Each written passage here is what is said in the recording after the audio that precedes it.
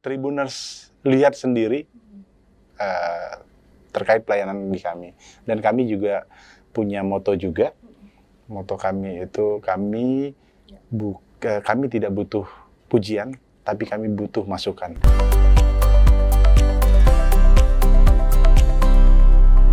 Halo Tribuners semuanya, kembali lagi berjumpa dengan saya Retno Tolusyani dalam program spesial Tribun Jateng, di mana lagi kalau bukan di Tribun Topik. Nah, seperti biasanya nih Tribuners, setiap Tribun Topik ini selalu menghadirkan narasumber-narasumber yang sangat inspiratif, sangat keren sekali tentunya.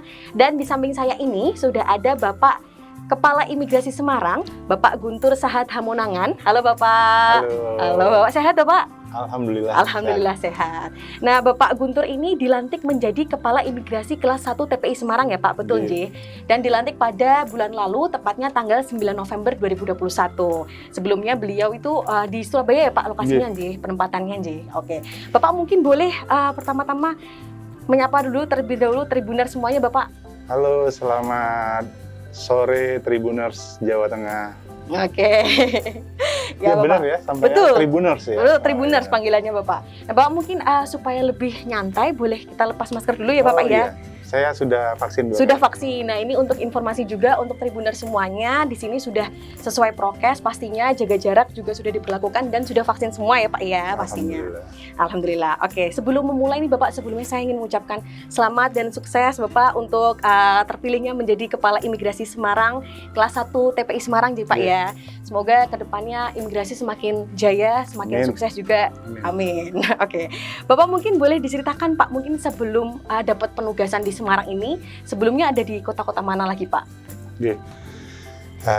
Saya sebelum di Semarang ini, saya bertugas sebagai Kabid, kalau bahasa umumnya itu Kabid Humas. Kabid Humas. Kalau saya panjangin dalam keimigrasiannya itu Kabid Teknologi Informasi dan Komunikasi Keimigrasian. Tapi kalau bahasa kerennya itu Kabid Humas. Oke, ya betul Pak. Kabid Humas pasti kita selalu berbicara atau kita selalu berdampingan lah sama teman-teman media ya.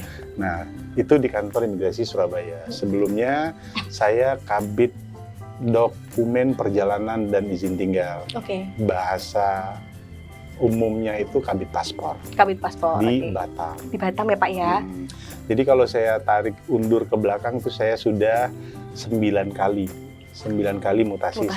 sana sini. Alhamdulillah mutasi yang terakhir ini saya sebagai kepala kantor ini Kanwil yang ketiga. Kanwil yang ketiga, Kanwil Jawa Tengah. Yang selama ini saya putarannya itu kalau nggak di Kepri atau di Jawa Timur. Nah ini yang ketiga saya masuk ke Jawa Tengah. Sesuatu yang baru. Betul Pak, suasana baru, pengalaman baru. Tentunya juga rekan-rekan yang baru juga ya Pak ya, tempat kerjanya ya. Oke, nah mungkin tadi sudah diceritakan Pak Guntur juga Pak, sudah 9 kali keliling-keliling mutasi ya Pak ya. Tempat paling mengesankan itu di mana Pak? Kota mana? Tempat yang paling mengesankan. Kalau saya bilang kalau tempat yang mengesankan itu semua mengesankan ya, sangat mengesankan, pasti punya cerita masing-masing. Tapi yang sangat mengesankan saya pernah sebagai kasubsi intelijen di kantor imigrasi Malang. Di Malang ya Pak. Itu bagi saya mengesankan sekali. Banyak Timur cerita, ya Pak? Banyak cerita sampai dengan saat ini saya ingat itu yang saya ibaratnya kan kita pengamanan orang asing ya. Iya, betul Pak. Kita masuk ke perusahaan, kita mau bawa orang asingnya, tapi salah kita yang malah ditahan sama perusahaannya. Itu cerita uniknya. Itu yang cerita yang menurut saya itu yang, aduh sampai sekarang saya nggak akan lupa ya. Oke, berarti di Malang ya Pak ya sama ini. Semoga nanti yang di Semarang pun semakin berkesan juga kita pastinya buat Pak, cerita baru. Kita buat cerita baru. Oke. Nah Bapak mungkin boleh diceritakan juga ke Tribuners nih Pak. Seperti apa sih Pak terkait dengan cegah dan tangkal di keimigrasian sendiri itu seperti apa Bapak? Cegah dan tangkal. Kalau cegah tangkal itu kan cekal ya, singkatannya cekal. Cekal itu cegah. Cegah itu pencegahan untuk orang keluar dari wilayah Indonesia. Itu cegah. Orang, artinya orang itu ada warga negara Indonesia, ada warga negara asing. Cegah. Kalau tangkal sendiri, orang asing yang sudah kita berikan penangkalan, jadi tidak bisa masuk ke Indonesia. Sementara untuk orang Indonesia sendiri nggak ada istilah namanya penangkalan seperti itu. Gitu ya Pak ya. Nah, seperti itu penjelasannya Tribuners. Nah Bapak menyambung juga ini Pak, masih terkait dengan keimigrasian juga. Seperti yang kita ketahui kan sekarang ini sedang virus corona ini kan juga bermutasi ya Pak ya, ada yang namanya varian Omikron. Gitu, ya, Pak. Nah ini peranan sendiri dari imigrasi seperti apa Pak dalam menghadapi Omikron ini? Ya, kalau untuk dari kita baru-baru ini ada surat edaran dari Direktorat Jenderal Imigrasi yang mana kita melarang sementara terhadap 11 negara, ya salah satunya itu ada Afrika Selatan, Zimbabwe, itu rata-rata negara-negara negara Timur Tengah ya. Negara Afrika dan negara Asia saat itu Hong Kong. Hong Kong. Jadi ada 11 negara yang kita larang untuk sementara masuk ke Indonesia.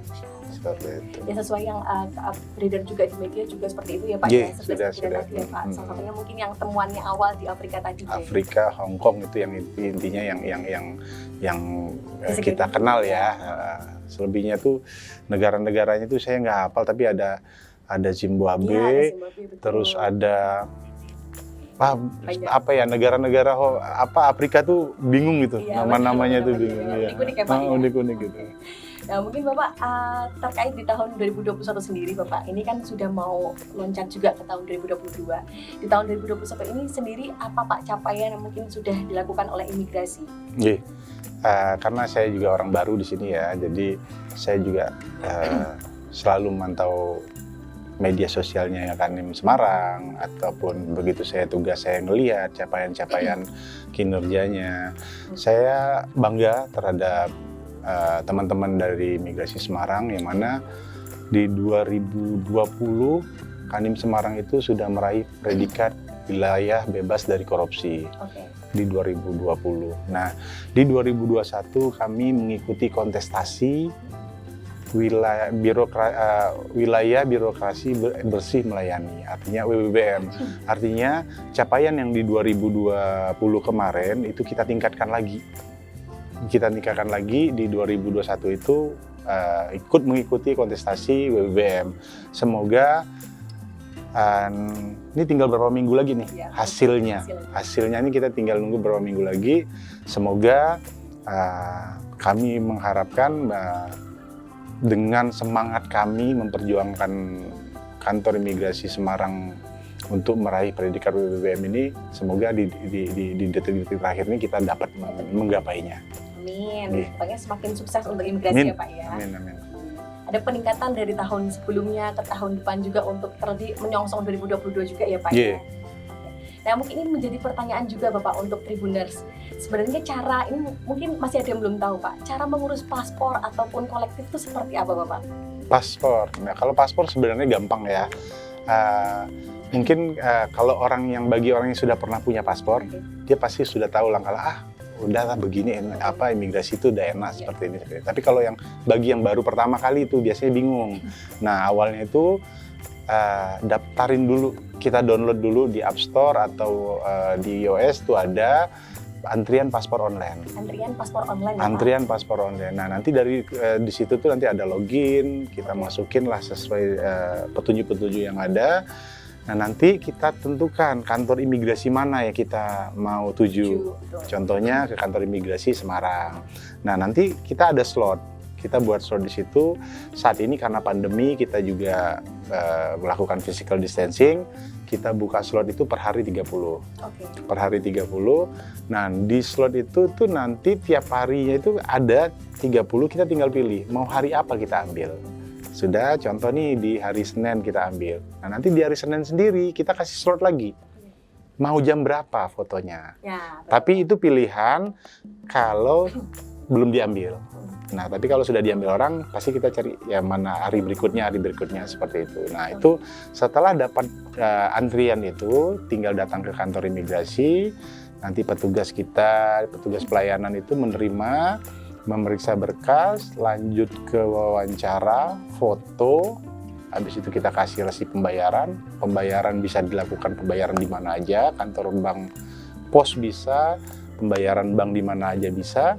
Setelah itu nanti akan ada pemberitahuan bahwa paspor selesai 3 hari setelah bayar.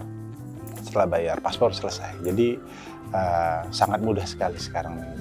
Ya, Pak, ya. Yeah. Pak, tadi bisa melalui aplikasi juga ya Pak? Iya. Mungkin kalau misalnya ada teman-teman yang dulu pernah buat paspor, mungkin di tahun 2016 ke bawah ya, bandingin sekarang mungkin bisa buktikan sendiri. Iya. Merasa pasti sekarang lebih dipermudah gitu ya Iya. Pak ya.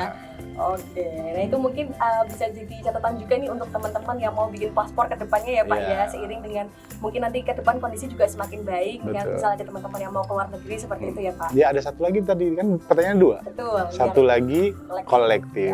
Kita ada program namanya Easy Paspor. Easy paspor. Easy Paspor. Easy Paspor itu ya bahasa sehari-harinya kolektif lah, kolektif paspor. Jadi minimal 30 orang. Oke. 30 orang layangkan surat ke kita, nanti kita akan verifikasi, kita cek tempat yang ingin kita lakukan mengumpulkan massa itu ya. Nanti petugas kita yang datang. Oke. Petugas kita datang, kita foto di situ sesuai dengan di mana peruntukannya, minimal 30 orang. Itu bisa instansi, perusahaan, tetangga, Ya. ibu-ibu rumpi, monggo silakan. Yang penting 30 orang tercapai, kami datang ke Makasih. lokasi. Oke. Hashtagnya itu hashtag Easy Paspor ya. Hashtag Easy Paspor itu Anda di rumah saja, kami yang mendatangi. Ini keren banget Pak. Itu. Apalagi masa pandemi, siapa tahu mungkin ada yang mau langsung kumpulin 30 orang tadi ya Pak Iya, ya, iya, sekaligus ya Pak, silakan. bisa sekaligus ya. Wah, ini menarik sih Pak dari imigrasi ya Pak, Iya. inovasi terbarunya juga ya Pak. Iya, ya? iya. Oke. Nah, kemudian Pak ini juga masih menyangkut juga terkait dengan paspor Pak, pengajuan pembuatan paspor sendiri. Ini kan seperti akhir-akhir ini juga informasi untuk umroh sudah diizinkan ya Pak ya. Apakah sudah ada peningkatan Pak untuk permohonan pembuatan paspor dari masyarakat sendiri? Untuk pembuatan paspor sebelum COVID, Ya. COVID itu kita mulai lockdown itu di bulan Maret ya, Maret 2020. Itu di Kanim Semarang itu perharinya itu 200 200. Oke. permohonan. Nah, semenjak lockdown dan akhirnya kita buka kembali, itu kita buka kuota tuh perharinya itu 30 orang, dan 30 orang itu tiap hari saat ini juga belum ada, nggak sampai 30, kasih 20 lebih atau bahkan 20 kurang. Nah, semenjak ada pemberlakuan umroh boleh dibuka, sampai dengan saat ini juga masih belum ada peningkatan yang signifikan gitu. Belum mungkin belum ini ya, belum terlaksana ya. Mungkin kalau misalnya ada ya satu yang mungkin rombongan umroh yang sudah berangkat, Ya. mungkin masyarakat Indonesia udah tahu iya udah boleh. Ya, Mungkin boleh. meningkat mungkin ya. Mungkin tahun 2022 juga mungkin ya Pak insya ya, Allah, tahun gitu betul. ya Pak ya. Tapi ya saat ini kalau dibilang signifikan tidak ada yang Belum, signifikan. masih standar istilahnya Masih ya, Pak, ya? stabil, standar. Masih stabil. Oke. Nah, kalau untuk di masa pandemi sendiri ini dari imigrasi ada pembatasan kah Pak yang diberlakukan? Oh, kita semenjak kita lockdown itu di 2020 Maret, 2 bulan kita benar-benar nggak beraktivitas. April, Mei, Juni pertengahan itu kita buka. Itu benar-benar buka, syaratnya harus ada ini, harus ini. Ya salah satu pasti ya protokol kesehatan. Ya. Kita mulai menyekat, terus kita buat physical distancing, terus yang masuk kita cek suhu tubuhnya, kita nyiapkan tempat cuci tangan. Jadi benar-benar kita ikutin aturannya dari Prokes itu ya. Jadi sampai dengan saat ini itu kita lakukan, dan bahkan saat ini adanya istilahnya Peduli Lindungi, ya kan, harus ada scan, itu juga kita ikutin juga. Iya. Tetap kita ikutin protokol kesehatan. Ya, yang sesuai pastinya dengan Yang anjuran dari berlaku. pemerintah juga ya Pak Iya, ya. betul. Baik, Pak. Pak, mungkin ini sudah di penghujung tahun juga Pak. Mungkin ada bocoran kah Pak di depan tahun 2022 agenda apa nih Pak dari imigrasi sendiri? Bocoran ini artinya ini ya, gosip-gosip tapi boleh untuk umum gitu ya. Iya, tahun 2022 gitu. Ya, intinya kami kantor imigrasi Semarang pasti meningkatkan kualitas pelayanan, Pastinya. terutama untuk masyarakat ya, untuk masyarakat. Eh, saya ada program kerja yang memang menurut saya di Semarang ini belum ada, tapi insya Allah ke depan kalau memang itu terlaksana, kami akan pengennya kami itu pengennya punya mobil yang bisa kemana-mana. Keliling gitu ya Pak ya? Ya, kayak SIM keliling. Kami juga pengen mobil paspor keliling gitu kan. Keren nih, Pak. Jadi sambil di mana jangkauan masyarakat yang tidak kita jangkau, karena juga wilayah kerja kita juga luas ya. Wilayah kerja kita tuh sampai ke Gerobokan sana, dan akhirnya kan memang harus kita layanin masyarakat di sana. Nah, dengan cara yaitu kami membangun mobil meminta mobil itu nanti yang kami peruntukkan untuk melayani masyarakat yang di luar jauh di luar jangkauan kami. Seperti itu salah satu inovasi. Itu salah satu, tapi masih banyak lagi. Cuman itu salah satu bocorannya. Nah, ini sangat-sangat ditunggu nih Pak, inovasi-inovasi lainnya dari imigrasi juga. Iya. Nah, tadi saya juga tertarik juga Pak, kalau ketika nanti mungkin yang istilahnya mobil paspor keliling tadi ya Pak ya, sudah diaplikasikan, ini pasti banyak sekali masyarakat yang sangat tertarik Pak, termasuk saya. Jadi kalau misalkan mau bikin paspor lebih dipermudah lagi ya Pak. Betul. Apalagi misalkan nanti berhenti di daerah mana menjangkau masyarakat Betul. seperti itu. Nah, ini terakhir nih Bapak nih, terkait dengan Tribun Bapak. Bapak kalau boleh tahu Pak Guntur ini update informasi tribunjateng.com kah? Atau mungkin Tribun News Pak? Tribun, ya itu ya, kalau saya boleh buka handphone ini jadinya ya. Boleh. Saya karena dulu pernah di Batam, saya follow IG-nya Tribun Batam. Pernah di Jawa Timur, saya follow IG-nya Jatim. Nah, sekarang ini saya di Jawa Tengah, saya harus follow IG-nya Tribun Jateng. Oke Pak. Ya. Nah, sah ya. Sah sudah. Sah. Sah nih Tribun. Saya sudah follow. Sudah follow ya Pak ya. Oke. Nanti mungkin ke depan juga bisa terus menjalin kerjasama yang baik juga Pak dengan Tribun, pastinya dengan kantor imigrasi juga. Gitu. Semoga sukses selalu Bapak, semakin dilancarkan juga untuk pekerjaannya ke depan. Amin. Nah itu dia tadi Tribuner sudah bincang-bincang bersama dengan Bapak Guntur. Bapak terima kasih sekali, banyak sekali informasinya yang sudah diberikan kepada Tribuners Pak terkait dengan imigrasi. Mungkin nanti setelah menyaksikan ini teman-teman dapat info juga seperti tadi cara pembuatan paspor seperti apa. Ditunggu juga Bapak inovasinya tahun depan, ya itu semoga bisa terlaksana dan sukses Pak. Bapak mungkin ada yang mau disampaikan closing statement untuk Tribuners semuanya Pak? Ya, untuk Tribuners, saya bukan menantang ya, tapi saya mengajak kepada Tribuners datang ke kantor imigrasi Semarang, buktikan sendiri pelayanan kami. Kami bebas calo, bebas pungli, pembuatan paspor kami memang benar-benar bisa kami buktikan. Ataupun Tribuners lihat sendiri terkait pelayanan di kami. Dan kami juga punya moto juga. Moto kami itu kami tidak butuh pujian, tapi kami butuh masukan. Itu gunanya untuk membangun kantor imigrasi Semarang dalam hal pelayanan dan penegakan hukum. Mungkin itu aja closing statement saya. Baik, terima kasih Bapak. Nah ini tadi ajakan dari Pak Guntur juga untuk teman-teman mungkin ada yang mau ngurus paspor ya Pak ya, silakan langsung datang ke kantor imigrasi juga, rasakan istilahnya penanganan di sana ya Pak ya, cara-caranya seperti apa untuk misalkan teman-teman bikin paspor dan semuanya pasti akan dimudahkan juga di sana ya Pak ya. Oke, terima kasih banyak Bapak. Sukses selalu terima kasih. Pak Guntur. Dan terima kasih Tribuners. Ya, yang sudah menyaksikan Tribun Topik pada hari ini bersama dengan Pak Guntur. Sampai jumpa di episode selanjutnya. Terima kasih.